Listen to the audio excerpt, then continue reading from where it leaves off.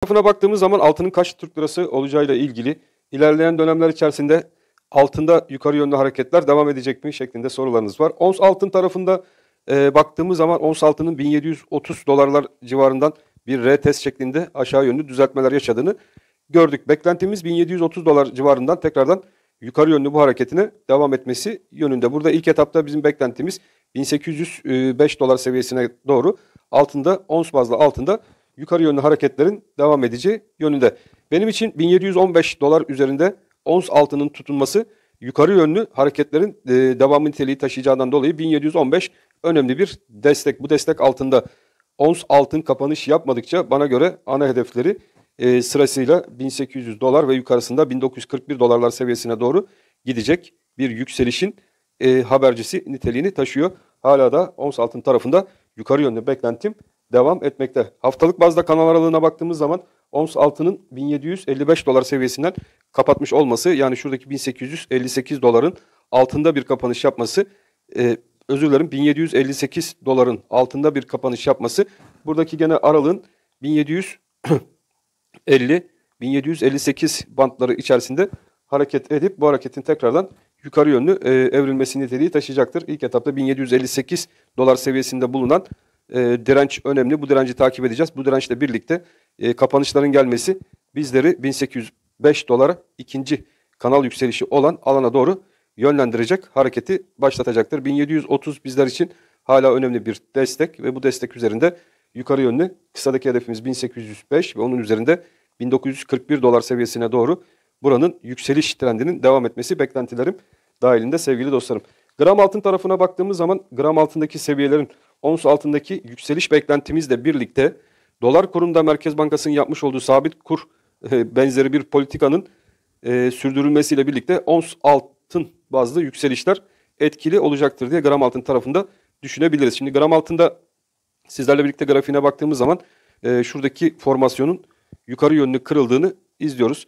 Buradaki kırılımda şu seviyeden geçen alan bizler için 1025 seviyesinden geçiyordu. Şuradaki iğneli seviyeden aldığımız zaman da buradaki destek 1035 TL civarından geçen destek. Yani şu iki önemli destek yükselişin devamı için gram altında kapanışların görülmemesi gereken iki önemli destek şeklinde takip edilmeli. Şimdi bu formasyon gereği bizlerin takip etmesi gereken seviye nereden geçiyor? Şuradaki oluşumu alabiliriz. Burada 945 seviyesi ve yukarıda buradaki oluşumun 1030 seviyesi. 945, burada bir 55, bir 30 TL'lik de burada var. 55-80 TL'lik bir alan diyebiliriz arkadaşlar. Hemen hemen yaklaşık şurada bir 80 TL'miz var. Buradaki oluşumun bakın şu 1035 TL üstünde kaldıkça bu kırılımın hedefinde bir 80 TL'lik daha formasyon hedefi var. Bu formasyon hedefini de eklediğimiz zaman arkadaşlar burası 1115 TL civarına doğru gidecek bir gram altındaki oluşumun formasyonu, yani teknik analiz açısından baktığınız zaman burada hala da yükselişin devam etmesi anlamını bizler için taşıyacaktır. O yüzden sizlerin de dikkatli olmasında fayda var. Bu direncin geçtiği bölgenin kırılmasıyla birlikte bakın şuradaki 1060-1065 seviyesinden geçen direncin özellikle yukarıya yönlü kırılmasıyla birlikte yeni oluşumlar tekrardan gram altın tarafında başlayacaktır. 1065 şimdilik bizler için bir direnç ve şu alt taraftan geçen alan ise şuradaki bölgemizde 1025 desteği olarak takip edilecek bölge. Kapanışlar nezdinde baktığımız zaman yukarıdaki dirence yakın kapanışlar yapmamız alımların iyi olduğu anlamını bizlere sinyalini veriyor. O yüzden gram altında yukarı yönlü 1065'in kırılmasıyla birlikte verdiğim seviye 1100 liranın üstündeki seviye yeni takip edilecek hedef bölgesi olarak düşünülebilir. Gümüş tarafına baktığımız zaman ons gümüşteki hareketlerin de bizler için olumlu kapanışlar şeklinde seyrettiği. Bakın şurada da gümüşün onsunda bir oluşum var ve buradaki formasyon hedefi de gene kırılmasıyla birlikte gümüşün onsunda yukarı yönlü hareketi başlatacaktır. Şimdi buradaki hedef ve önemli desteği bizler takip edecek olursak bakın burada 20-70 desteği test edildi ve buradan bir dönüş aldı. Buradaki 20-70 destek demek ki neymiş? Bizler için önemli bir destek. Yukarıdaki şurası 22-20 seviyesi de ilk ana hedef bölgesi olarak test edilen alan ve buradaki 20-70-22-70 bantları arasında gümüşün onsunun hareket etmesi. Fakat ilerleyen günlerde buradaki formasyon hedefi olan bölgeyi de yakından göreceği anlamı taşır. Burada 18-25 ve 20.70. Bakın şurası 20.70. Şurası da 18.25 bantları. Burada gene yukarı yönlü 2 lira 50 kuruşluk 2 dolar 50 centlik bir hareket olasılığı var. 20.70 2 dolar 50 cent dediğimiz zaman burası gene bir 23-20'ler civarına doğru hareketin devam etmesi niteliğini bizlere taşıyabilir.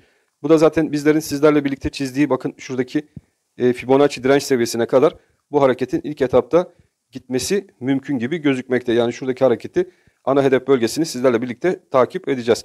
Buranın üzerindeki kapanışlar başladığı zaman ise bizler 24.85 ve buranın ana hedef bölgesi olan 27 dolarlara kadar buradaki gümüşün onsundaki yukarı yönlü hareketleri sizlerle birlikte takipte kalacağız.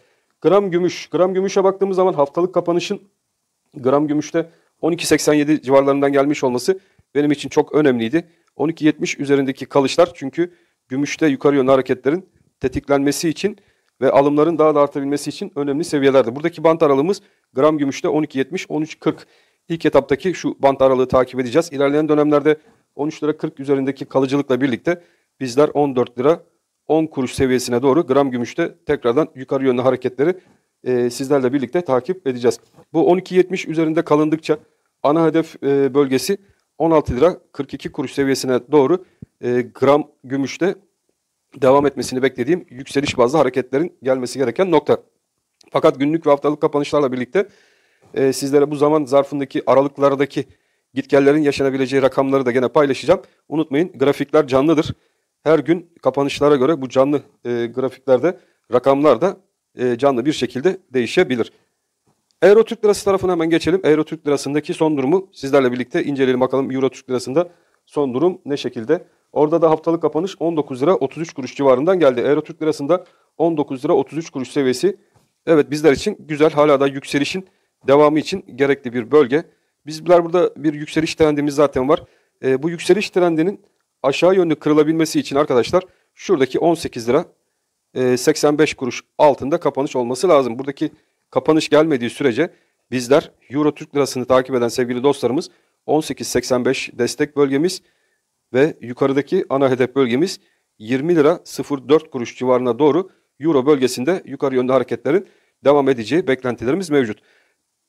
Avrupa Merkez Bankası tarafına baktığımız zaman aynı ABD Merkez Bankası FED gibi Christine Lagarde da aynı FED'e benzer açıklamalarda bulunuyor. Onlar da faizlerde bir gevşeme politikasına gidebiliriz şeklinde açıklamalarda bulundular. Fakat ben Euro bölgesinin enflasyon durumuna baktığım zaman ABD kadar şanslı olduğunu düşünmüyorum. Oradaki enerji maliyetleri Rusya ile olan sorunlardan kaynaklı olaraktan özellikle Avrupa Merkez Bankası ECB'nin faiz indirimlerine güvercin bir şekilde devam etmeyeceği yönündeki beklenti mevcut. Eğer buna devam ederlerse hem yüksek enflasyon hem de resesyon sürecinden çıkamazlar ve daha kötü durumlarla karşı karşıya kalabilirler.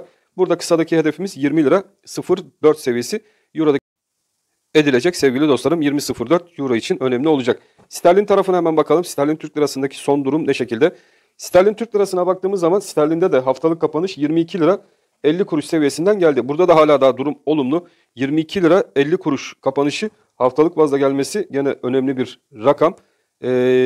Burada ana hedef bölgesi olarak 21.75 desteği üzerinde kalındıkça yukarıda 22.07 artık bizler için yeni bir destek bölgesi haline geldi. Burada bizler 22.07'yi düzeltip yeni bir destek olarak hem de stop bölgesi olarak kullanabileceğimiz yükseliş kanalı içerisindeki hareketler olarak düşünebiliriz.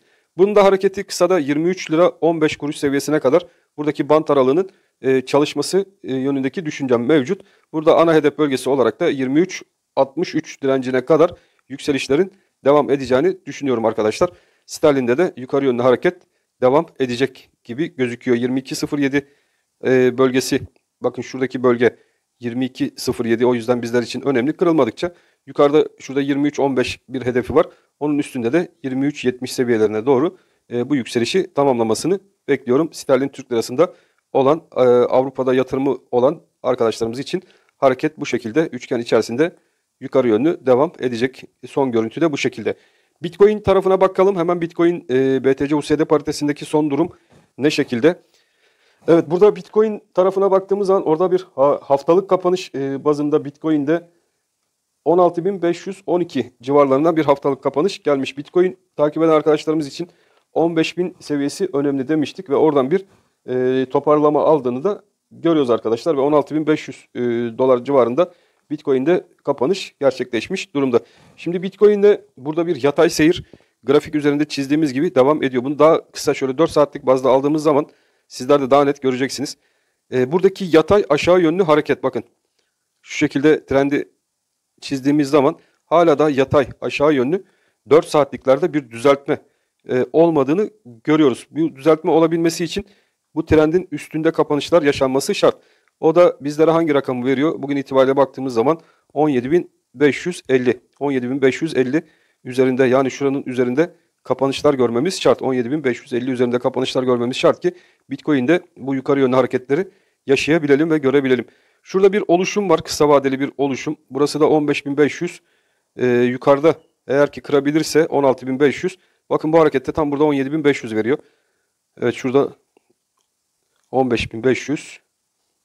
Şuradaki kırılım 16.500 üzerinden gerçekleşebilirse tam bu yukarıdaki noktaya doğru 17.500 dolar seviyesine doğru yukarı yönlü hareketlerin devamı gelebilir. Aşağıda dikkat etmeniz gereken seviye ise 15.000 dolar seviyesi. Buradaki hareket 17.500 doların üzerine doğru bir tepki yükselişleri görse de bunun üstünde kalması şart. Eğer ki kalamazsa arkadaşlar buradaki hareket tekrardan bu yatay içerisinde sıkışık bir seyirde devam eder veya şu şekilde devam eder ta ki yukarıdaki şu trend çizgisini kırana kadar, kırdığı zaman Bitcoin'de de bir rahatlama sürecine girilecektir. Onun dışında şimdilik herhangi bir rahatlama olayı maalesef ki gözükmemekte. Evet, piyasaları geniş olarak sizlerle birlikte inceledik. Ben hepinizi çok seviyorum. Uzun bir video oldu. Kusura bakmayın. Fakat bunu kısaltaraktan videolar haline de getirip atabilirim. Genel olarak piyasaları dinlemek isteyenler için güzel bir video aldığını düşünüyorum. Ben hepinizi çok seviyorum. Hepiniz Allah'a emanet olun. Hoşça kalın sevgili dostlarım.